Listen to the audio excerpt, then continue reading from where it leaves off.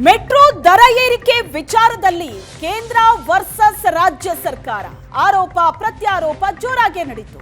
ಸಿದ್ದರಾಮಯ್ಯ ಸರ್ಕಾರದ ವಿರುದ್ಧ ದಳಪತಿಗಳು ಮುಗಿಬಿದ್ರು. ಜನವಿರೋಧಿ ನೀತಿ ಮಾಡಿ ಕೇಂದ್ರದ ಮೇಲೆ ಹಾಕ್ತಾರೆ. ಎಲ್ಲವನ್ನ ಕೇಂದ್ರ ಸರ್ಕಾರದ ಮೇಲೆ ಹಾಕೋ ಚಾಳಿ ಇವರಿಗೆ. ರಾಜ್ಯ ಸರ್ಕಾರದ ವಿರುದ್ಧ ಕುಮಾರಸ್ವಾಮಿ ಆಕ್ರೋಶವನ್ನ ವ್ಯಕ್ತಪಡಿಸಿದ್ರು. ಸರ್ಕಾರದ ಒತ್ತಡದಿಂದಲೇ ದರ ಏರಿಕೆ ಆಗಿರೋದು ಅಂತ ನಿಖಿಲ್ ಕುಮಾರಸ್ವಾಮಿ ಹೇಳಿಕೆ ಕೊಟ್ಟರು. ಮೆಟ್ರೋ ದರ ಏರಿಕೆ ವಿಚಾರದಲ್ಲಿ ಬಿಜೆಪಿ ಕಾಂಗ್ರೆಸ್ ಬಿಜೆಪಿಯನ್ನ ಅಣಕಿಸ್ತಲೇ ಬಂತು. ಆರೋಪ ಪ್ರತ್ಯಾರೋಪ ಕೂಡ ಜೋರಾಗಿ ನಡೆಯಿತು. ಸರ್ಕಾರದ್ದು ಕೇವಲ 20% ಈ ಒಂದು ಯೋಜನೆಗೆ ಹಣ ಕೊಡೋದು, ಇನ್ನು ಉಳಿದಿದ್ದು ರಾಜ್ಯ ಸರ್ಕಾರದ್ದೇ ಮೇಜರ್ ಅಂತಕ್ಕಂಥದ್ದು ಹೇಳ್ತಾರೆ.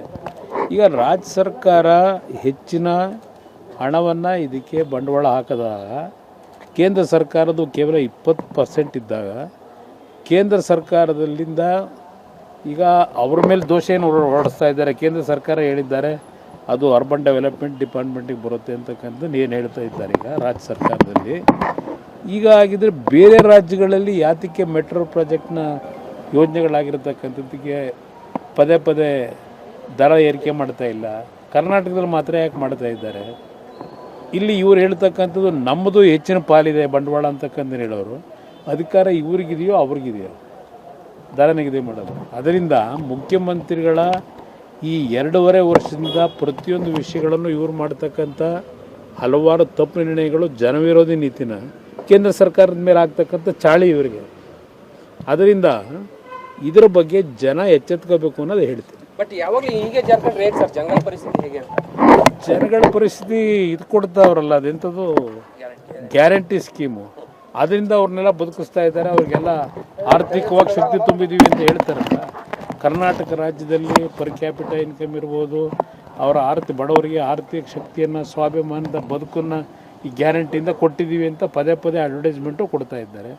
ಜನಕ್ಕೇನು ತೊಂದರೆ ಇಲ್ಲ, ಜನ ಆರ್ಥಿಕವಾಗಿ ತುಂಬ ಚೆನ್ನಾಗಿದ್ದಾರೆ ಅನ್ನೋದು ರಾಜ್ಯ ಸರ್ಕಾರದ ಭಾವನೆ. ಅದರಿಂದ ಅವರು ಏನೇ ದರ ನಿಗದಿ ಮಾಡಿದ್ರು ಜನ ಸಂತೋಷವಾಗಿ ಕೊಡ್ತಾರೆ ಅಂತಕ್ಕಂಥದ್ದು ಮುಖ್ಯಮಂತ್ರಿಗಳು ಮತ್ತು ರಾಜ್ಯ ಸರ್ಕಾರದ ಆ ಒಂದು ಭ್ರಮ. ನಮ್ಮ ಕರ್ನಾಟಕ ರಾಜ್ಯದ ಮುಖ್ಯಮಂತ್ರಿಗಳು ಮತ್ತು ರಾಜ್ಯದ ಉಪಮುಖ್ಯಮಂತ್ರಿಗಳಿಗೆ ಅಭಿನಂದನೆಗಳನ್ನ ಸಲ್ಲಿಸಲಿಕ್ಕೆ ಬಯಸ್ತೇನೆ. ಬಹುಶಃ ಇಡೀ ದೇಶದಲ್ಲಿ ಮೆಟ್ರೋ ಚಾಲಕರಿಗೆ ಒಂದು ಬೆಲೆ ಆದರೆ ನಮ್ಮ ರಾಜ್ಯದಲ್ಲಿ ಮಾತ್ರ ಮೆಟ್ರೋ ಚಾಲಕರಿಗೆ ಒಂದು ದುಬಾರಿ ರೇಟನ್ನು ಫಿಕ್ಸ್ ಮಾಡಿದ್ದಾರೆ. ಅದಕ್ಕೆ ಅವ್ರಿಗೆ ಅಭಿನಂದನೆ ಸಲ್ಲಿಸಬೇಕು ಅಥವಾ ಇನ್ಯಾವ ರೀತಿ ಇದನ್ನು ವರ್ಣಿಸಬೇಕು ನನಗೆ ಅರ್ಥ ಆಗೋದಿಲ್ಲ. ಫಿಕ್ಸೇಷನ್ ಕಮಿಟಿ ಅಂತಕ್ಕಂಥದ್ದನ್ನ BMRCಯಲ್ಲೂ ಕೇಂದ್ರ ಸರ್ಕಾರಕ್ಕೆ FFC ಮಾಡಲು ಹೇಳಿದ್ದಾರೆ ಅಂತಕ್ಕಂಥದ್ದನ್ನ ಹೇಳ್ತಾರೆ. ಫೇರ್ ಫಿಕ್ಸೇಷನ್ ಕಮಿಟಿ ಅವ್ರು ಹೇಳಿದರೂ ಸಹ FFC ವರದಿಯಲ್ಲಿ ರಾಜ್ಯ ಸರ್ಕಾರವೇ FFC ಮಾಡಲು ಒತ್ತಡ ಹಾಕಿದೆ ಎಂದು ಉಲ್ಲೇಖಿಸಿದ್ದಾರೆ. FFCನ ಮಾಡ್ತಕ್ಕಂಥ ಮೂಲ ಉದ್ದೇಶ ಏನು? ಈ ಫೇರ್ ಫಿಕ್ಸೇಷನ್ ಕಮಿಟಿಯನ್ನು ಮಾಡಿರ್ತಕ್ಕಂಥದ್ದು ಪ್ರೈಸ್ ಹೈಕನ್ನು ಮಾಡ್ತಕ್ಕಂಥ ಒಂದು ಮೂಲ ಉದ್ದೇಶದಿಂದ ಮಾಡಿರ್ತಕ್ಕಂಥದ್ದು. ಇದೇನೋ ಕೇಂದ್ರ ಸರ್ಕಾರದ ಮೇಲೆ ಗೂಬೆ ಕೂಡಿಸ್ತಕ್ಕಂಥದ್ದು ಬೇಡ. ರಾಜ್ಯ ಸರ್ಕಾರದ ಒತ್ತಡದಿಂದ ಇವತ್ತು ಈ ಫೇರ್ ಫಿಕ್ಸೇಷನ್ ಕಮಿಟಿ ಮಾಡಿರುವಂಥದ್ದು, ಇದು ಬಹಳ ಸ್ಪಷ್ಟ. ಮೆಟ್ರೋ ದರ ಏರಿಕೆ ಬೆನ್ನಲ್ಲೇ ಶುರುವಾಯಿತು ರಾಜಕೀಯ. ಮೆಟ್ರೋ ದರ ಏರಿಕೆ ಅಂತ ಹೇಳ್ತಿದ್ದ ಹಾಗೇನೆ ಅಲ್ಲಿ ರಾಜಕೀಯ ಶುರುವಾಗುತ್ತೆ.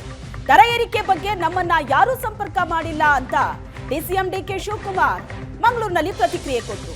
ಇವತ್ತು ಅಥವಾ ನಾಳೆ ಮೆಟ್ರೋ MD ಜೊತೆ ಮಾತಾಡ್ತೀನಿ, ಜನರಿಗೆ ತೊಂದರೆ ಕೊಡೋದಕ್ಕೆ ಬಿಡಲ್ಲ, ಮೆಟ್ರೋ ದರ ಪರಿಷ್ಕರಣೆ ಬಗ್ಗೆ ಮಾತಾಡ್ತೀನಿ ಅಂತ DK ಶಿವಕುಮಾರ್ ಸ್ಟೇಟ್ಮೆಂಟ್ ಕೊಟ್ಟರು. ನೋಡಿ, ಅವರು ನಮ್ಮ ಹತ್ರ ಕನ್ಸಲ್ಟ್ ಮಾಡಿಲ್ಲ, ಅವರಿಗೆ ಅಥಾರಿಟಿ ಇದೆ. Central government secretary is the chairman, ಈ ಹ್ಯಾಸ್ ಟೇಕನ್ ಎ ಡಿಸಿಷನ್.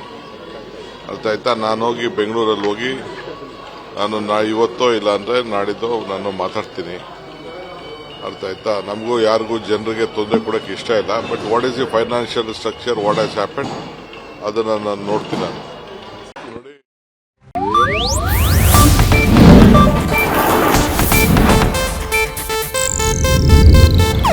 ಇದು ಏಷ್ಯಾನೆಟ್ ನ್ಯೂಸ್ ನೆಟ್ವರ್ಕ್ ಪ್ರಸ್ತುತಿ.